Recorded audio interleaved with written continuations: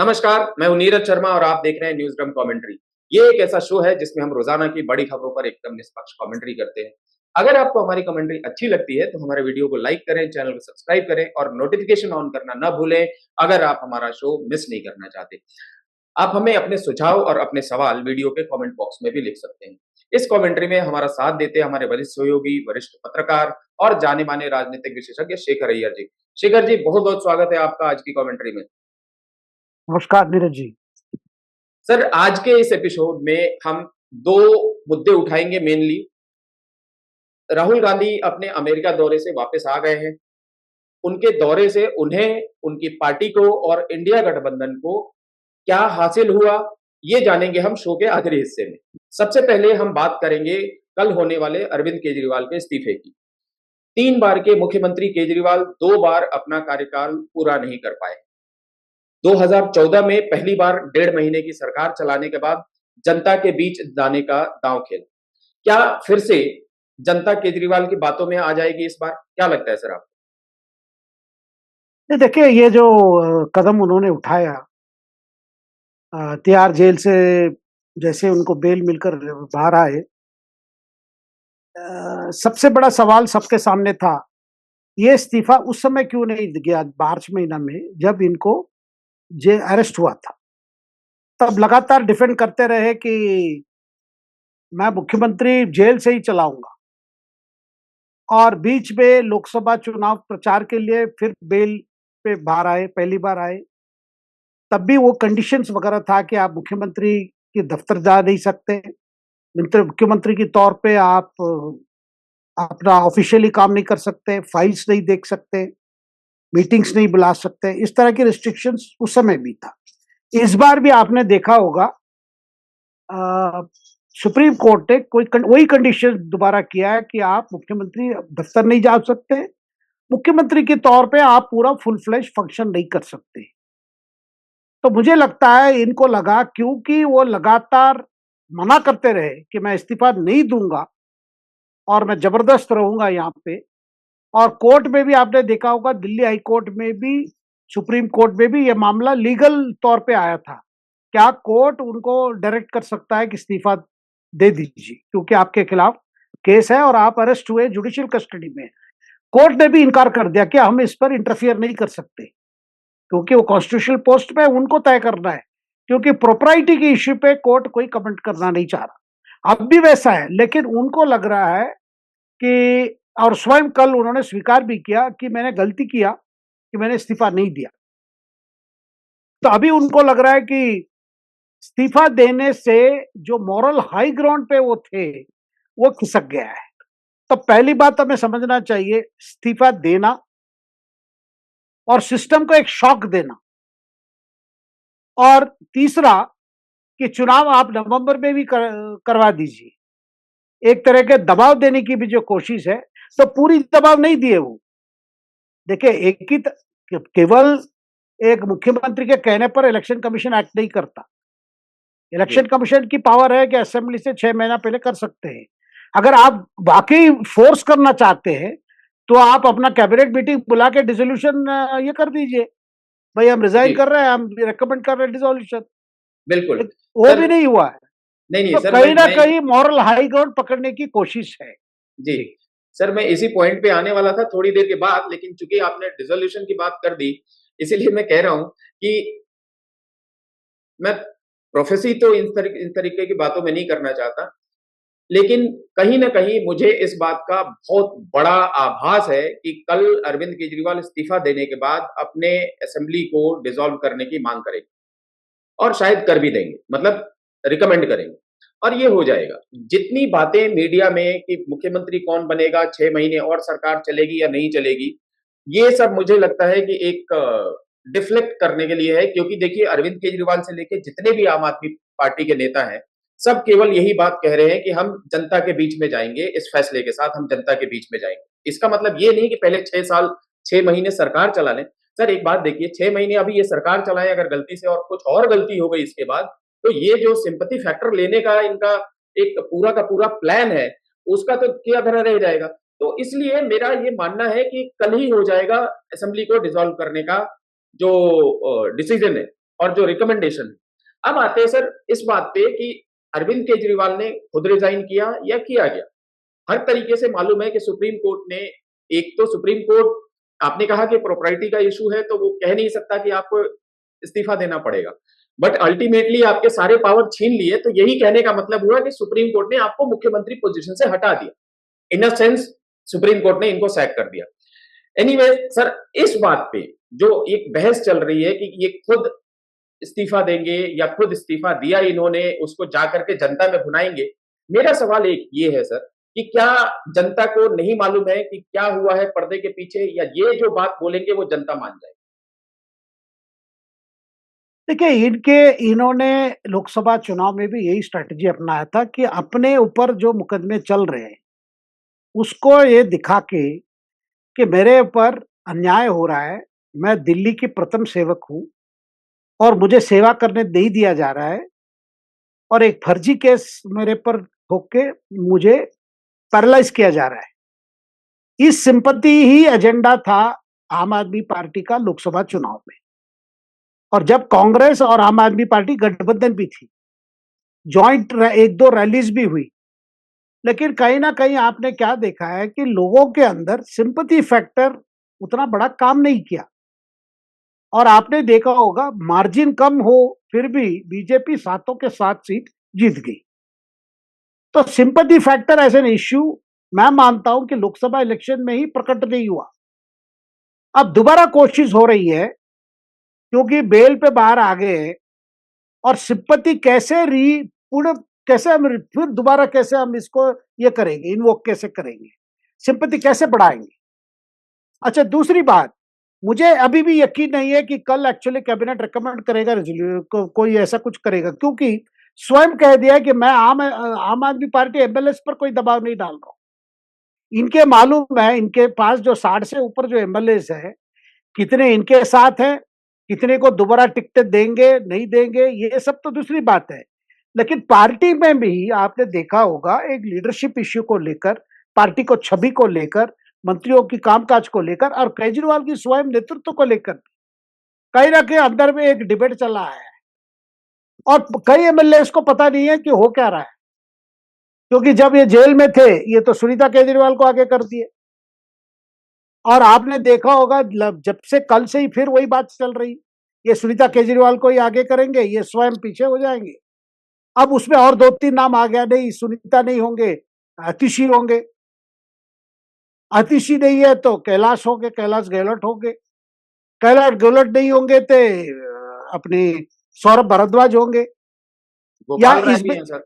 नहीं, गोपाल राय तो सबसे सीनियर है, जी।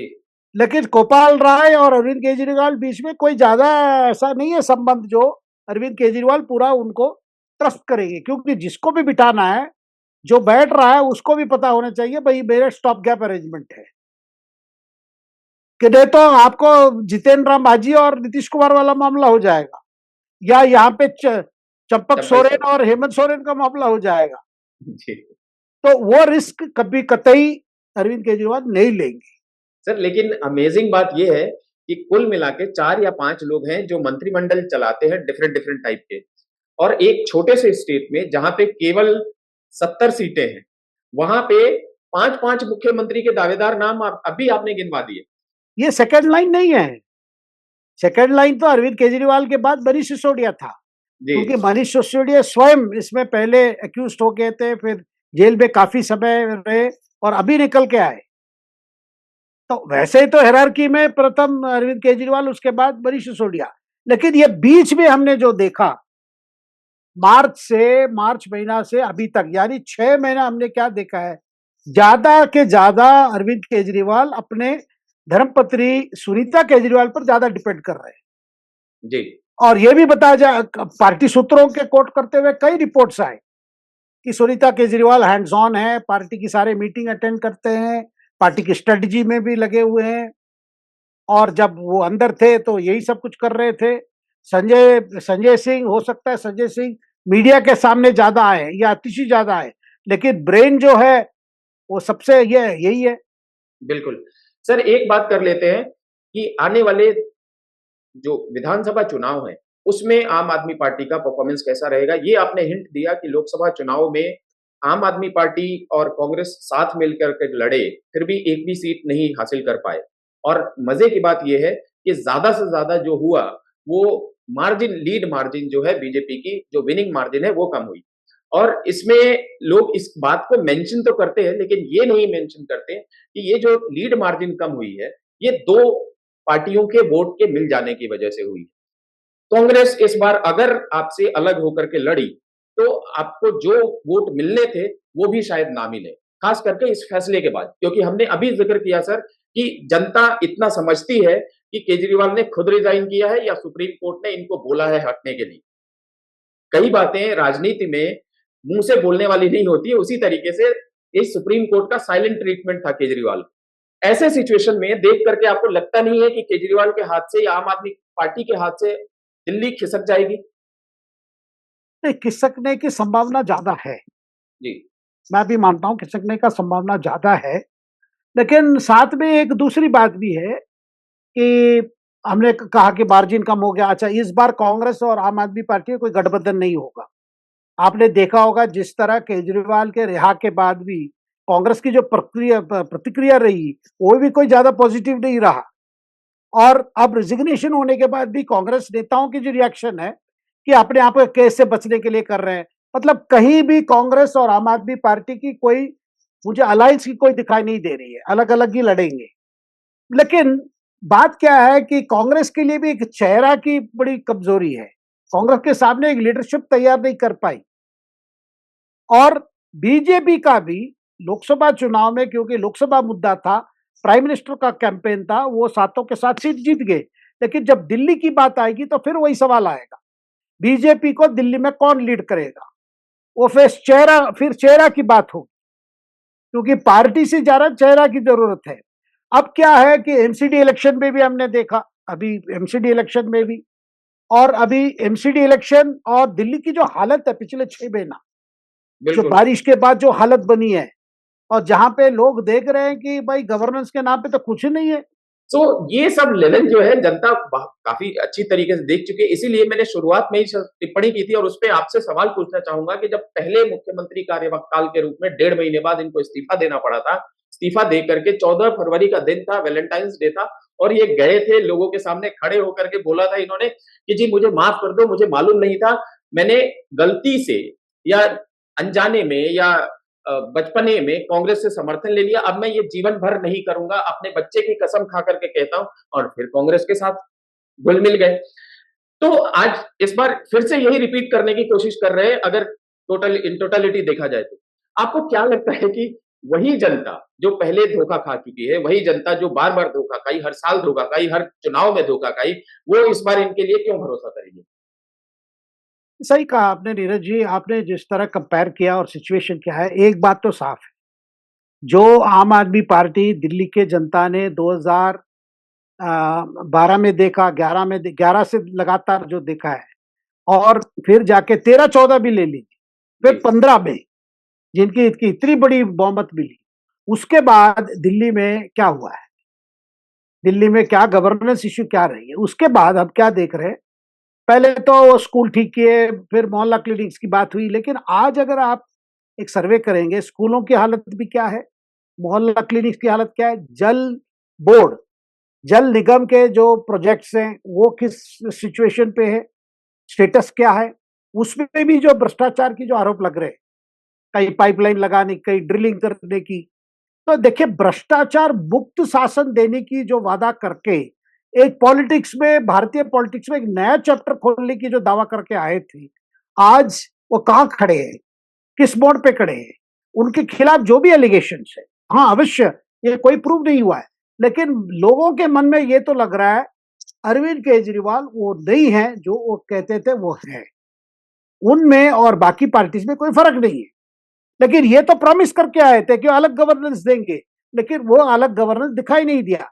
इसके अलावा आम आदमी पार्टी के एमएलए की जो कामकाज रही है, उनकी जिस तरह सिटीजन्स की जो रिस्पॉन्स, जो उन्होंने कैसे, ये भी बड़े, ये लगा लोगों को लग रहा है कि भाई ये कोई फर्क ही नहीं है।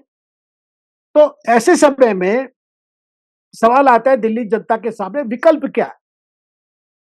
तो मैं अभी कहना नहीं चाहता हूं कि आम आदमी पार्टी पूरी डाउन हो जाएगी, ये मैं नहीं कहूंगा। अभी भी चांस है कि दोबारा आम आदमी पार्टी दिल्ली चुनाव में जीत जाए, तीसरी बार आ जाए, कोई इसमें आश्चर्य होने की नहीं है, लेकिन वो सर इसका मेजोरिटी इसका एक इसका सर इसका एक बहुत बड़ा कारण होगा बिजली और पानी फ्री होना, और एक जो और एडिशनल लालच दिया हुआ है वो ये है कि 1000 रुपए सारी महिलाओं को मिलेंगे। अब प्लीज कंटिन्यू कीजिए सर। नहीं, बिल्कुल देखिए, वो जिस कारण से आम आदमी पार्टी की ग्राउंड बनी यहाँ पे, वो ग्राउंड तो रहेगी, लेकिन साथ में देखिए विकल्प मैं बता रहा हूं, कांग्रेस कभी इनके साथ दिया, कभी सपोर्ट किया, कभी आउटसाइड सपोर्ट दिया, उससे भी कांग्रेस उस शैडो से निकल नहीं पा रहे। ऊपर से सो कॉल्ड दोस्ती ऑफ राहुल गांधी और अरविंद केजरीवाल। अब क्या जरूरत थी राहुल गांधी जी को? भाई हरियाणा में चुनाव का ऐलान हो गया और हरियाणा के कांग्रेस बड़े कॉन्फिडेंट ये में जा रहे हैं, और आपके भूपेंद्र सिंह हुड्डा ने पूरा लिस्ट बना लिया 90 सीटों की। ऐसे समय में आप एक आपकी सेंट्रल इलेक्शन कमेटी में कह रहे हैं नहीं, आम आदमी पार्टी के समझौता करनी चाहिए, जब आम आदमी पार्टी की तरफ से कोई अपील नहीं थी। ये स्वयं कह रहे राहुल गांधी, हुड्डा जी और बाकी हरियाणा कांग्रेस नेताओं को, नहीं लार्जर जो ये है क्या बोलते हैं, लार्जर ऑपोजिशन यूनिटी के लिए, मतलब हिंदी अलायंस की लार्जर यूनिटी के लिए कुछ सीटें हमें छोड़नी चाहिए। हरियाणा में आम आदमी, अच्छा आम आदमी पार्टी की उतनी हैसियत नहीं है हरियाणा में, यह बात हुड्डा और बाकी नेताओं ने बताया राहुल जी को। नहीं, कुछ तो उनको अकोमोडेट कीजिए। अब कुछ अकोमोडेशन कहां तक पहुंचा? 5-6 सीटों से ज्यादा देने की तैयार नहीं है, जी क्योंकि कुरुक्षेत्र में देखिए, हरियाणा लोकसभा चुनाव में समझौता था कांग्रेस और आम आदमी पार्टी, एक सीट छोड़ दिए थे कुरुक्षेत्र। कुरुक्षेत्र थे वो जिंदल जीत गए, बीजेपी टिकट पे लड़े, और आम आदमी पार्टी तो कोई फाइट ही नहीं हुआ। वैसी कोई ऑर्गेनाइजेशन स्ट्रक्चर नहीं है हरियाणा में। लेकिन अभी अरविंद केजरीवाल इस्तीफा देकर अभी कोशिश करेंगे हरियाणा में। अब अलायंस तो मुझे नहीं लगता हरियाणा में कुछ हो पा रही है, क्योंकि ये 5-6 सीट को लेकर बड़े इंसल्ट फील, मतलब ह्यूमिलेटेड हो गए आम आदमी पार्टी वाले। फिर भी कहा जाता था केजरीवाल निकलेंगे तो फिर राहुल से बात करेंगे, लेकिन वो सब नहीं हो रहा है, क्योंकि अरविंद केजरीवाल दूसरा ड्रामा शुरू कर दिए। और राहुल तो आज ही आए हैं सर, 10 हाँ दिन के वही, बाद। तो मुझे नहीं लगता है अभी राहुल जी लार्जर यूनिटी फिनिटी अभी भूल जाएंगे ऑपोजिशन की, जी क्योंकि अभी हरियाणा जीतना है। सर, मैंने मैंने मैंने एक टिप्पणी की कि आज ही आए हैं 10 दिन के बाद, जब नहीं चुनाव एकदम सर पे आने वाले हैं। नहीं, तो ये फैक्ट, ये मैंने शुरू में भी कहा था कि ये गए 3 दिवसीय दौरे पे, 10 दिन के बाद वापस आए। बीजेपी इस पे काफी सवाल उठा रही है और घेर रही है कि भाई बाकी दिन आप 5 दिन कहाँ थे, और किसी को मालूम नहीं। आप लीडर ऑफ ऑपोजिशन जैसे इतने इंपॉर्टेंट पोजीशन पे रहने वाले आदमी के वेयर अबाउट्स के बारे में आप पूछ रहे हो इस तरीके से क्यों? मतलब या तो आप निकम्मे नकारे हो या क्या हो? आखिर ये सब चीज कहाँ से निकल के आती है? नहीं ये हो ही नहीं सकता कि सरकार या उनकी एजेंसीज को पता नहीं होगा राहुल जी की क्या कार्यक्रम है, क्या होगा। हो सकता है प्राइवेट विजिट हो, अमेरिका में 3 दिन का था, फिर बाद में जो भी हुआ होगा। लेकिन ये क्वेश्चन कर रहे हैं, इसका मतलब सरकार और सरकारी तौर पे तो पता होगा ये कहाँ गए थे, क्या किससे मिले। लेकिन हर राहुल जी के विजिट जो है, ये आइडिएशन का विजिट भी होता है, यानी वहां लोगों से मिलते हैं, यूके में मिलते हैं, अमेरिका में मिलते हैं, लोगों की आइडियाज मिलती है, और कैसे मोदी सरकार और मोदी जी के खिलाफ कैसे और कैंपेन आगे बढ़ाना है। क्योंकि अभी राहुल जी को तो लग रहा है भाई हम 52 से अगर 99 पहुंच गए हैं, तो और आगे हम बढ़ ही रहे।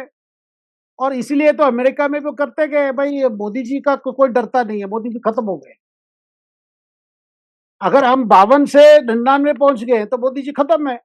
जी तो आपने देखा होगा जिस तरह जो पर्सोना उन्होंने एग्जिबिट किया अपने आप को, और जो कॉन्फिडेंस दिखा रहे हैं, तो इसका मतलब वो तो देख रहे हैं कि भाई अब आपको किसी तरह बीजेपी आगे नहीं बढ़ेगी। अब सवाल आता है चुनावों की।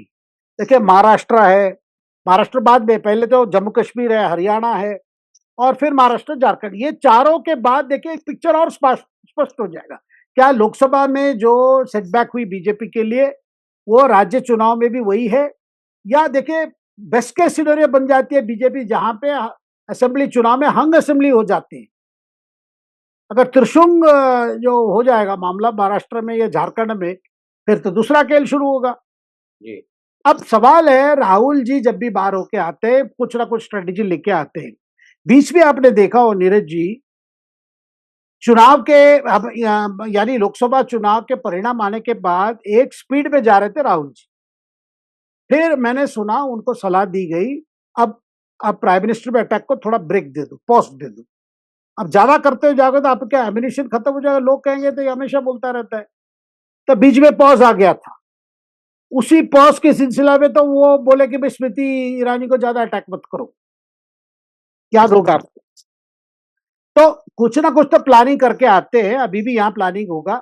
मुझे लगता है सामने चुनौती जो है महाराष्ट्र है, हरियाणा है, झारखंड है, और जम्मू कश्मीर को लेकर सवाल ये बड़ा बहुत स्ट्रॉन्ग सस्पेशन है, इनकी अमेरिका का विजिट जम्मू कश्मीर चुनाव से जुड़ा हुआ था। क्योंकि डायरेक्टली जाके जम्मू कश्मीर में नेशनल कॉन्फ्रेंस अलायंस है, फिर भी ज्यादा वहां बोल नहीं सकते। जो स्टैंड कांग्रेस ओपनली नहीं ले सकती कि वो उन सेपरेटिस्ट के साथ है, वो उन लोगों के साथ है जो आर्टिकल 370 के खिलाफ है। देखिए अलायंस तो है, अलायंस में भी अलग अलग मैनिफेस्टो में नेशनल कॉन्फ्रेंस कह रहा है क्या भाई हम तो प्रीत 370 ये ला जाएंगे, फिर वही माहौल ले आएंगे। पीडीपी वही कह रही है, कांग्रेस उस पर कुछ नहीं कह रही है, और बीजेपी कह रही है भाई हमने खत्म करके दिखा दिया, आगे फ्यूचर अब दिखा रहे, नया दौर की बात कर रहा है बीजेपी जी। तो ये जाके अमेरिका में ये क्यों मिले थे कांग्रेस वुमन इलेना उमर से, क्यों मिले थे? उनके साथ जो भी लोग थे वो सारे ऐसे लोग हैं, कश्मीरी काउंसिल कहिए, जो भी कहिए, ये जिसको लोग बड़े सस्पिशन है, ये सारा पाकिस्तान के जो आईएसआई टाइप संस्थाएं उनको वहां खड़ा किए। अच्छा, इलेना उमर तो पाकिस्तान दौरा भी किए, पाकिस्तान सरकार की दावा पे, और जब वहां भी गए थे, पीओके वगैरह भी गए थे। तो ये क्या राहुल जी को पता नहीं था कि भाई इनसे मैं मिलूंगा तो इंडिया में बॉबल मचेगा? बिल्कुल पता था सर। सर इसलिए मैं मानता हूं, देखिए वो इतने बेवकूफ नहीं है। जब जब जब उनको जरूरत है पार्टी को एक मैसेज देना है, और कांग्रेस की अलायंस जो एनसी से वो कहीं बड़ा बड़ा हिट नहीं हो रहा है जम्मू कश्मीर में, तो ये दिखाना है भाई हम उनके साथ भी हैं, जो नेशनल कॉन्फ्रेंस भी उनकी बात कर रही है। वो एक ही उपाय था भाई, वहां जाके मिलो, और कोई उनके बीच में क्या वार्तालाप हुआ उसकी बात नहीं हुई, वहां से कोई स्टेटमेंट भी नहीं आया जी। लेकिन ये बातें जैसे कहना भाई मेरी सिखों की लेकर चिंता है, ये डरा हुआ मुसलमान को लेकर चिंता है, भाई सिखों की मैं सोच रहा हूं, क्या ऐसा कोई ऑडियंस से किसी को पॉइंट आउट करके बोले मेरी चिंता तो यही है भाई आने वाले समय में क्या आप टर्बन बांध पाओगे? इतना एग्जैजरेटेड सिनेरियो प्रोजेक्ट करना वहां से, खास करके अल्पसंख्यक की वहां पे बात करना, मुझे लगता है ये जम्मू कश्मीर चुनाव में तो जुड़ा हुआ था। जी सर, अभी आपने बिल्कुल सही कहा कि नेशनल कॉन्फ्रेंस को जैसे कह सकते हैं मात देने के लिए इन्होंने एक कदम और आगे बढ़ के वहां पे जो भी यूएस में करना था इन्होंने कर लिया। लेकिन ऑल टुगेदर 4 इलेक्शन आने वाले हैं और हर चीज को शायद हमें इलेक्शन से जोड़ करके नहीं देखना चाहिए। उसके बावजूद भी मैं आपसे पूछना चाहता हूं कि राहुल गांधी के पर्सनालिटी के लिए, उनके पॉलिटिकल कैरियर के लिए, कांग्रेस के लिए और इंडिया गठबंधन के लिए, इन चारों के लिए अगर आपसे कहूं कि संक्षेप में थोड़ा शॉर्ट में आप बताएं कि क्या टेक अवे रहा, तो क्या आप किस तरीके से इसको कंक्लूड करेंगे सर? देखिए राहुल गांधी की चिंता नहीं है कि भारत की छवि क्या है, भारत सरकार के खिलाफ अगर मैं मुहिम चला रहा हूं, अगर वो भारत के इंटरेस्ट की भी जाता है तो उनको फिक्र नहीं है, उनका टारगेट प्राइम मिनिस्टर है।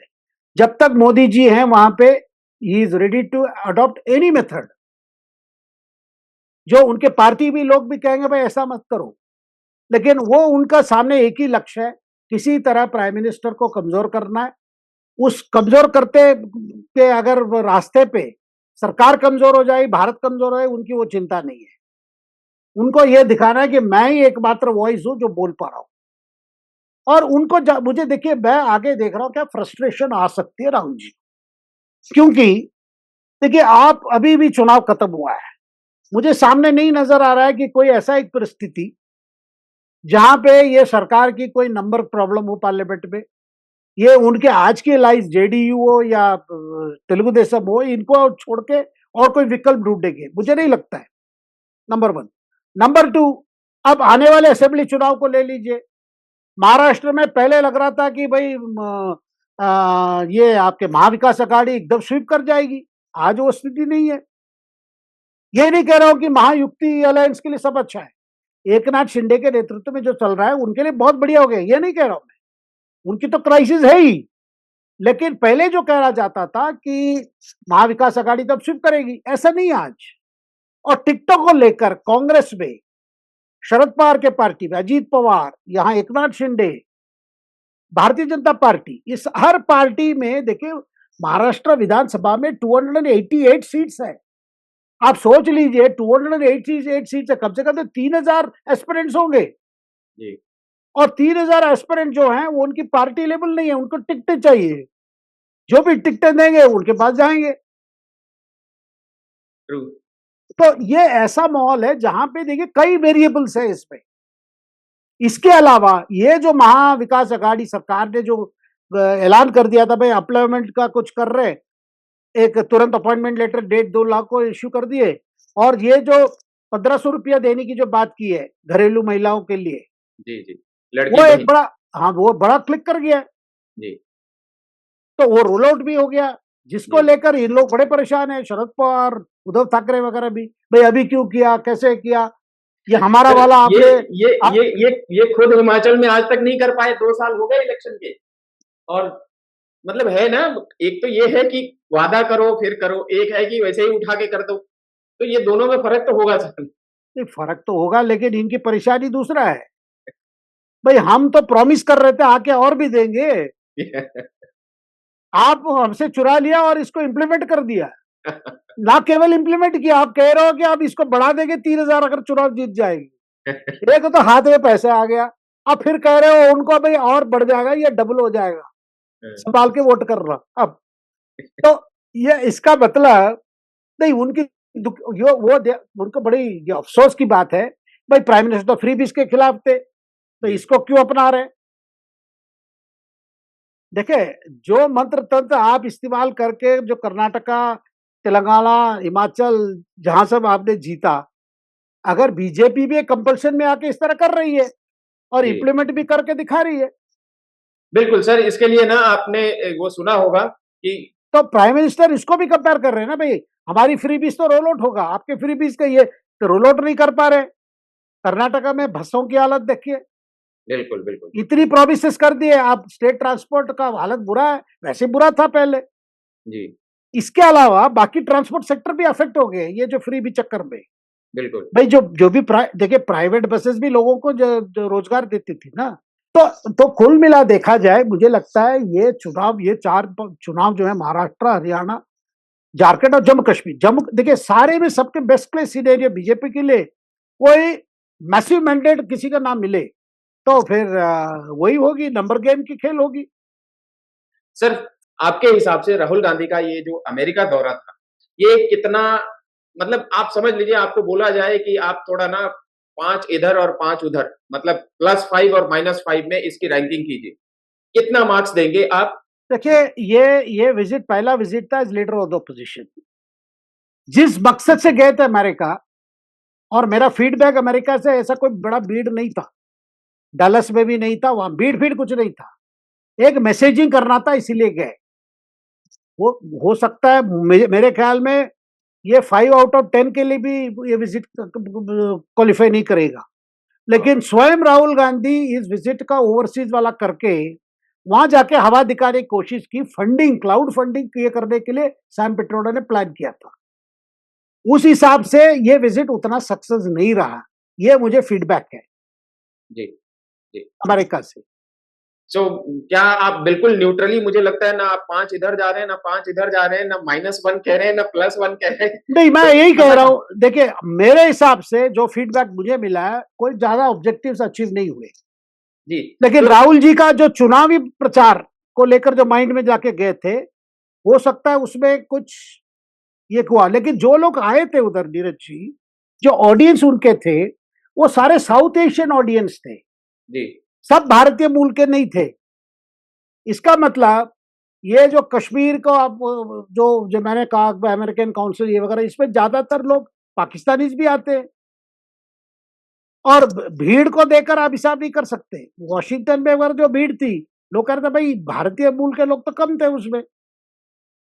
अच्छा, वैसे इनका visit coincided with Ganesh Chaturthi, जी। और भारतीय मूल के लोग वहां पे बहुत धूमधाम से मनाते हैं गणेश चतुर्थी। हाँ। तो टाइमिंग का भी, अच्छा ये टाइमिंग का भी दूसरी बात है धीरज जी, क्योंकि अब हमारे प्राइम मिनिस्टर जा रहे हैं, किसको जा रहे हैं, वहां पे एक डायस्पोरा इवेंट है,